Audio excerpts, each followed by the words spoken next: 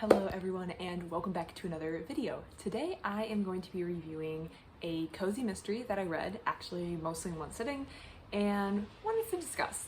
So that is the second book in this Booktown mystery series, and that is Bookmarked for Death by Lorna Barrett.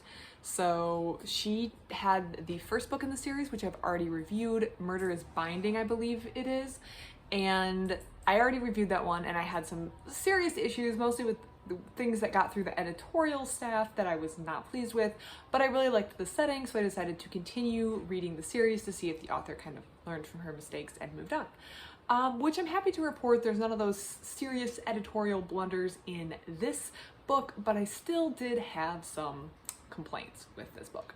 So first of all, this is a cozy mystery. I know what I'm getting into when I pull a cozy mystery off the shelf. I just want a fun little mystery. I don't want a lot of violence. I don't want a lot of explicit content. I want a likable main character. I want a neatly tied up story. I want some fun subplots, but they're never necessarily, I don't want to say they're never, because I don't want to say never, but they're very much in the category that I would consider like junk food. You know what you're getting when you pull it off the shelf, and you know what you're getting when you read a cozy mystery, and you don't really care if there's some things that are there for plot convenience. Things are never really addressed. For example, how all these protagonists make their money selling candles 2 days a week at a shop in a small town. Things don't have to add up, but you're there for plot convenience. However, I felt like this book had some of those same continuing plot convenience holes that are kind of a little big even for a cozy mystery. So in this book, the main character, whose name is Zoe, lives in a small town in New Hampshire. She runs a bookstore, and actually this bookstore is part of an entire town that has devoted their downtown area to a variety of themed bookstores. So there's a history bookstore, there's a cooking bookstore, she runs the mystery bookstore, etc. It's kind of like a tourist trap. They're getting all these buses coming in, and it's how they've revitalized their town economically. Trisha, the owner of this bookstore, has invited an author named Zoe to come in and do a book signing. She writes a very popular series and it draws a good crowd. Well, in the middle of the book signing, Zoe is found deceased in the bathroom, and it is in her shop. So now she has a problem because her shop is an active crime scene, it is closed, and she needs to clear her name and get her shop back open so she can continue selling books and doing what she loves. Also, the fact that someone was killed kind of makes it inconvenient. So that's kind of the setup for this book. Very standard cozy mystery.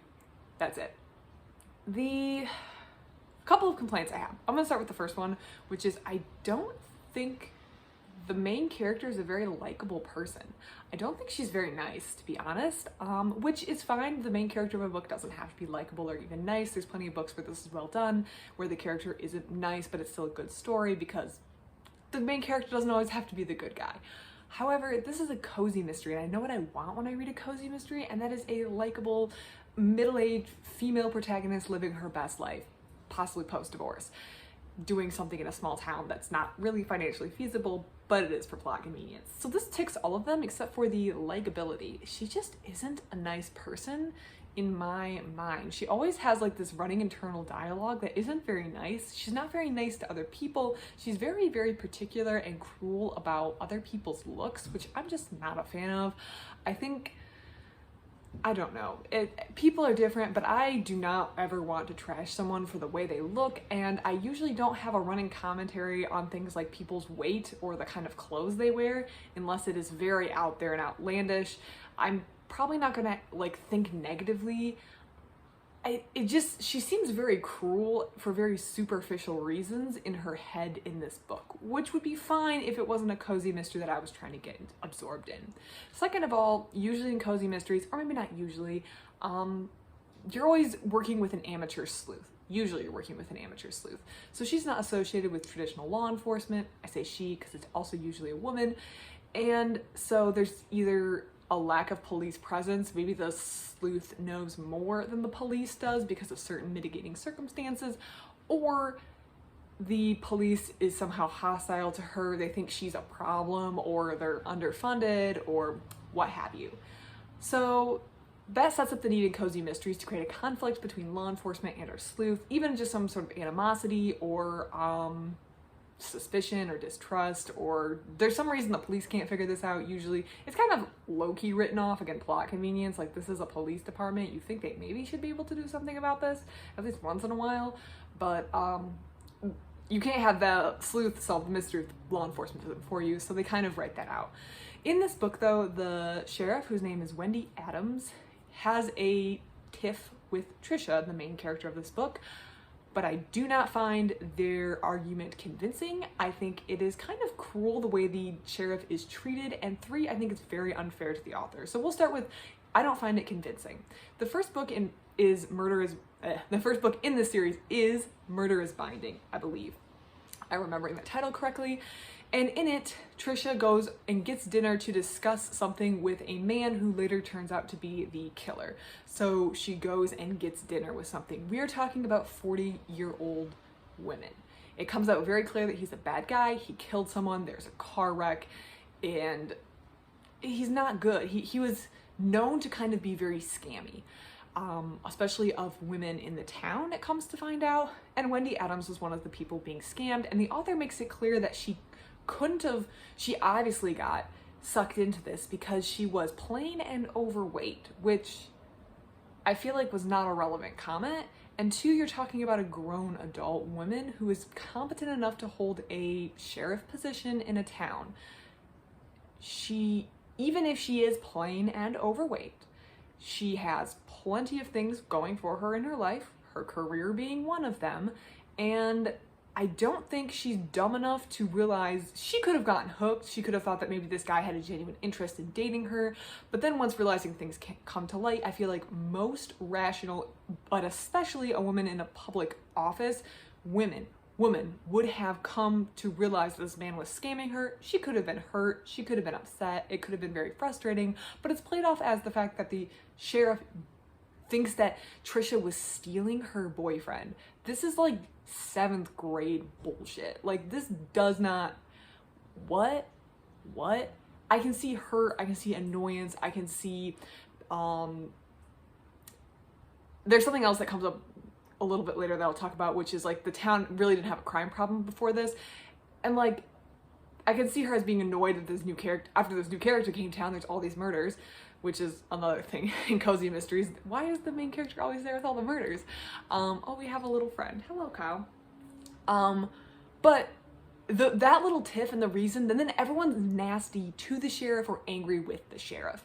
So, 2, the town was touted as an incredibly safe town. Like, they had basically no murders, very little crime up until this point. So the sheriff's role would have been to responding to noise complaints, sending people home with traffic tickets. I know I'm supposed to not think about these things because of plot convenience, and usually I don't. Like, where's law enforcement? Who cares? I'm reading a cozy mystery. I don't care what they're up to. They like take fingerprints and disappear until the end when they arrest the perpetrator. That's it. So the reason I'm thinking about this is because I'm already annoyed with the treatment of the sheriff. I'm okay with them not liking each other, but I don't buy the reason for it. 2, now we have this, she's repeatedly displayed as incompetent, which I don't really know if any other cozy mysteries, at least the ones I read, it's not really that they're like incompetent, which maybe they kind of are, but it's never like so thrown. Everyone's like, this woman is super incompetent. This woman is super incompetent. Why? She's a small town cop who's had 2 murders in her town, and she probably has only been responsible for like speeding tickets. Also, she's like low-key badass at the end of this book. Like, she comes in and kind of saves the day from everybody, and she's still like supposed to be a nasty bad woman. I don't buy it. I don't get it. And I don't really know how the real police world works, but I feel like if there was 2 murders in a small town, they would call in a bigger unit, a murder task force from a bigger city to handle it. So at this point, I had already been kind of sucked out of the suspension of disbelief because I was really annoyed at the treatment of the sheriff, and I feel like it was really unfair to her. I feel like she's perfectly competent at her job, and I feel like the book series just kind of like trashing her because they need a reason for them not to like the sheriff, and there's lots of reasons this person could not like the sheriff, and none of them had to be for any of the reasons that were put up. But that kind of ties in with my argument that the main character is not really a nice person.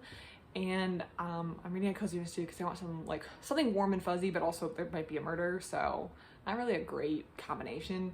Well, it's a great combination. I love cozy mysteries, but I mean, inherently there's a little bit of disconnect there. But yeah, I don't like the way that the sheriff is handled. I really don't like the way the sheriff is handled. It really bothers me for some reason. It's really on my nerves every time they brought her up. I really don't think she's that incompetent of a person. They're writing her as a very incompetent person. And they kind of have the whole town on board for someone whose, again, whole job was writing speeding tickets probably until this woman came to town. So yeah, I have some serious problems with that. I also am not buying the love interest right now. At least I think he's supposed to be a love interest. Zero chemistry. I'm sensing zero chemistry between them. So I don't know. I hope it doesn't continue because I'm really not feeling the love interest. Overall, this was probably a 3-star, 2.5, 3. The actual murder mystery was fine. The setting, I really like the setting. That's why I read this one after reading the first one, having so many problems with it. I like the setting so much, but I just think the characters are not likable. I don't like the thing with the sheriff. I don't like the love interest. So it's really hard for me to get into it and to have that suspension of disbelief when reading this series. So probably like a 2.5 star, unfortunately. However, if you're interested in reading a cozy mystery set in New Hampshire in a small town that focuses around bookstores, this is probably a great book for you to read. But those are my complaints about it. So hopefully you understand. If you do like this series, great. I'm glad there's a variety of readers in the world who can enjoy this book because I'm sure the author put a lot of work into it. And I'm just kind of being a little nitpicky. And I always feel a little bad when I complain about books because I know how much work the author put in it. So I feel a little, guilty, or not guilty, but a little like, I hope I'm not hurting anyone's feelings. So yeah, that was Bookmarked for Death by Lorna Barrett. Probably a 2.5 star for me. Really not feeling it, really not feeling some things, but if anything I said sounds interesting, feel free to check it out, or if you have read this, please let me know what you think about it. Other than that, everyone, thank you for watching. I hope you have a great rest of your day.